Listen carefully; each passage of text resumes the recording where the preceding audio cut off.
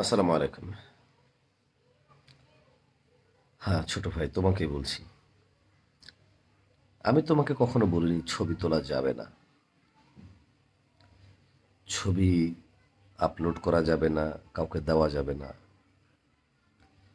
আমি শুধু তোমাকে বলেছি ডানে তাকিয়ে, বামে তাকিয়ে, আকাশের দিকে তাকিয়ে অথবা মাটির দিকে তাকিয়ে। বোনকে বলেছি কখনো হাত, কখনো পা, আংটি অথবা নেল পলিশ, মেহেদি, রাঙানো ছবি দেওয়া যাবে না। আমি বলেছি গাছ ধরে, মাছ ধরে, বন ধরে, ঝর্ণা ধরে, নদীর উপর হাওয়ায় উড়ে ছবি দেওয়া যাবে না। আমি কখনোই বলিনি ভোটার আইডি কার্ডের ছবি রাখা যাবে না। একটা সুন্দর করে পাসপোর্ট সাইজ, সামনের দিকে তাকানো, নম্র ভদ্রভাবে, শালীনভাবে, যেমনটা আল্লাহ সৃষ্টি করেছে সুন্দর অবয়বে মানুষকে, ওরকম সুন্দর করে মানুষ যখন বাবার সামনে দাঁড়ায়, মানুষ যখন শিক্ষকের সামনে দাঁড়ায়, মানুষ যখন মায়ের সামনে দাঁড়ায়, অথবা কোথাও কনে দেখতে গেলে যে ভদ্রতা নিয়ে দাঁড়ায়, বিদেশে যাওয়ার জন্য ছবি যে ভদ্রতা নিয়ে তোলে, কোনো অফিসে চাকরির জন্য গেলে যে ভদ্রতা নিয়ে ভদ্র শালীন পোশাকে দাঁড়ায়, ওরকম একটা শালীন পোশাকে একটা প্রোফাইল পিকচার দেওয়া যেতেই পারে আইডেন্টিটির জন্য, যাতে তোমার পরিচিত আত্মীয় স্বজনরা তোমাকে দেখে চিনতে পারে যে তুমি তুমি তোমাকে অ্যাড করা যাবে, তোমাকে অ্যাড করতে হবে, তুমি তার আত্মীয়, তুমি তার আত্মীয় স্বজন, তুমি তার কাছের মানুষ। আমি তোমাকে বলিনি যে এমন ছবি তোলা যাবে না যেটা তোমার পাসপোর্টে লাগবে, আইডি কার্ডে লাগবে, তোমার বিয়েতে লাগবে, তোমার চাকরিতে লাগবে, তোমার প্রোফাইলের একটা পিকচারে লাগবে, অথবা একটা কভার কভার পিকচার লাগবে।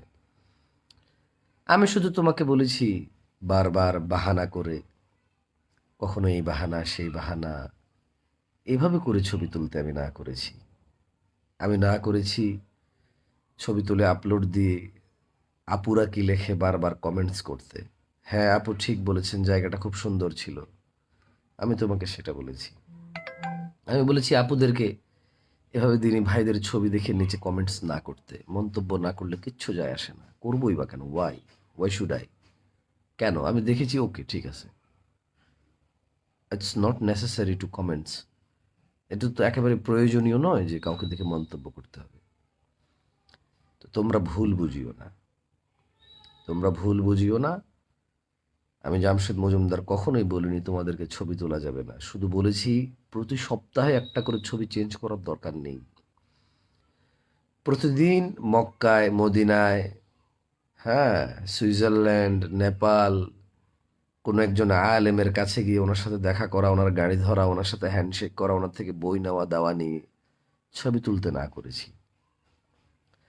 না করেছি কোনো আলেমকে রিকোয়েস্ট করতে যে শেখ আপনার সাথে একটা ছবি প্লিজ। আরও না করেছি আমি তোমাদেরকে বলিনি তোমরা নসিদ শুনিও না। আমি বলেছি নসিদে তোমাদের কি উপকার হয়। আমি বলেছি কোরআন শোনো, এক অক্ষরে 10 নেকি পাবা তুমি। আমি বলেছি কোরআনের কথা, ইন্নামাল মুমিনুনা ইযা যুকিরাল্লাহু ওয়াজিলাত কুলুবুহুম ওয়া ইযা তুলিয়াত আলাইহিম আয়াতুহু যাদাতহুম ঈমানা ওয়া আলা রাব্বিহিম ইয়াতাওয়াক্কালুন।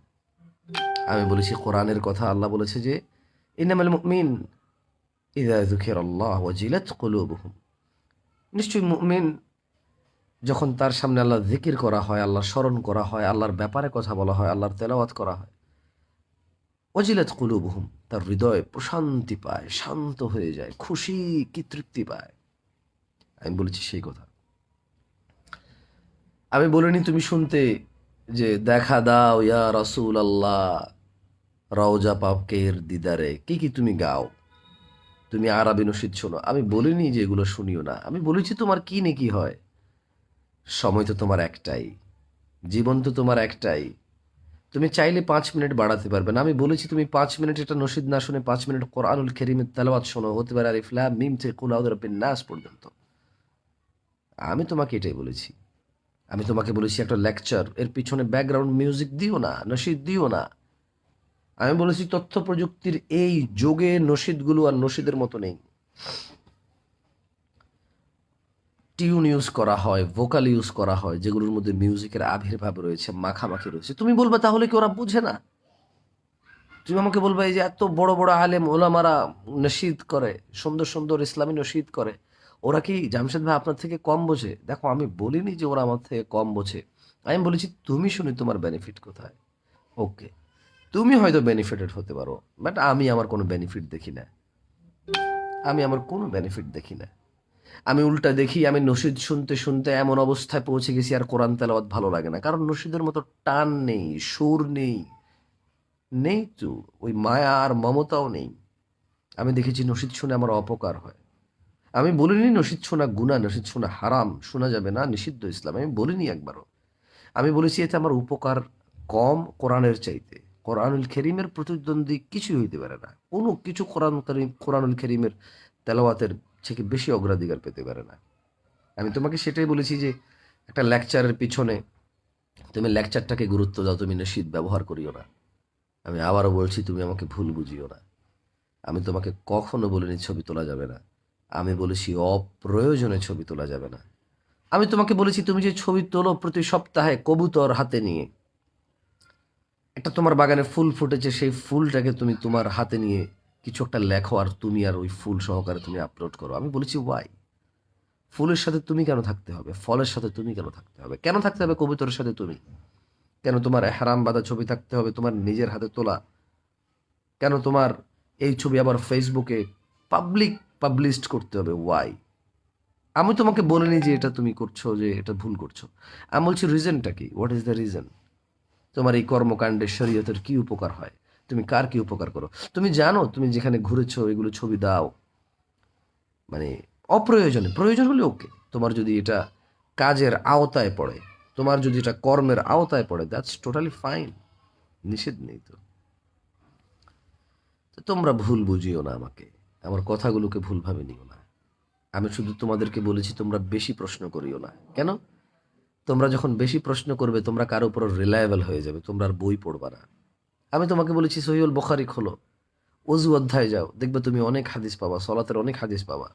আমি শুধু বোনদেরকে বলেছি আপনি সহিহুল বুখারী খোলেন, মুসলিম খোলেন, তিরমিজি, আবু দাউদ, যে কোনো একটা কিছু খোলেন।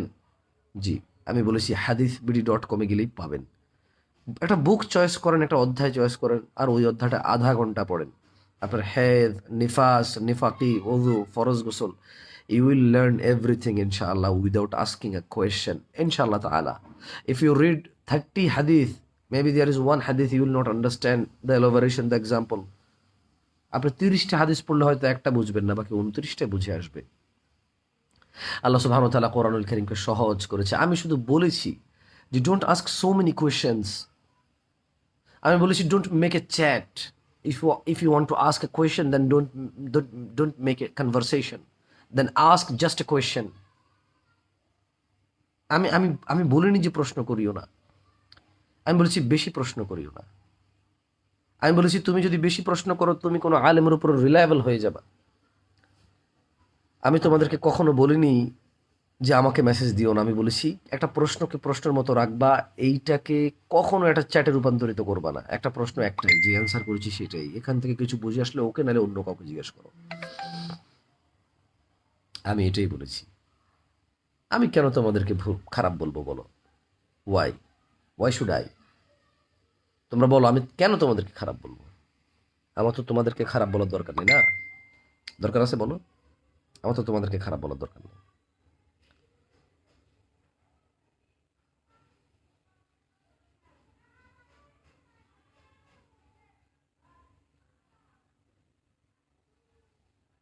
আলামিন সাহেব, আমি এখানে কোনো কন্ট্রোভার্সি তৈরি করতে আসিনি, আমি দুঃখিত। যাই হোক, তোমরা বা আপনারা সবাই কেমন আছেন? ভুলভাবে নিয়েন না। মানুষ যখন কোনো কিছু তুলে ধরে তখন সে বিষয়ে কথা বলে, এটা আপনারা বুঝতে হবে, বোঝা উচিত। আমি মনে করি বোঝা অত্যন্ত জরুরি। হুম। আলামিন ভাই, একটা জিনিস কয়বার লিখবেন আলামিন ভাই? আপনার থেকে এটা আশা করি না। তো এটা তোমরা ভুল বুঝিও না। আমি তোমাদেরকে বলি, তোমরা ওয়াজ শুনে ওয়াজকে ওয়াজ দিয়ে বিচার করিও না, তোমরা একটু পড়ো। আমি তোমাদেরকে বলেছি যে তোমরা কোরআনুল কারীমের তেলাওয়াত শেখো, শেখার আগে তোমরা বাংলায় তরজমা পড়ো, শেখা অবস্থায় তোমরা বাংলা তরজমা পড়ো। আল্লাহ তাআলা কোরআনুল কারীমে কোনো কিছু অপরিপূর্ণ রাখেনি, বাদ দেয়নি। তিনি বলেছে এটা তোমার জন্য সহজ। ওয়ালাকাদ ইয়াসসারনাল কুরআনা লিযিকরি ফাহাল মিন মুদ্দাকির। আল্লাহ বলছে যে আমি কোরআনকে সহজ করেছি, যে উপদেশ নেবে, কেউ আছো যে উপদেশ নেবে এখান থেকে? তুমি বোঝার চেষ্টা করো। আসসালামু আলাইকুম ওয়া রাহমাতুল্লাহি ওয়া বারাকাতুহু।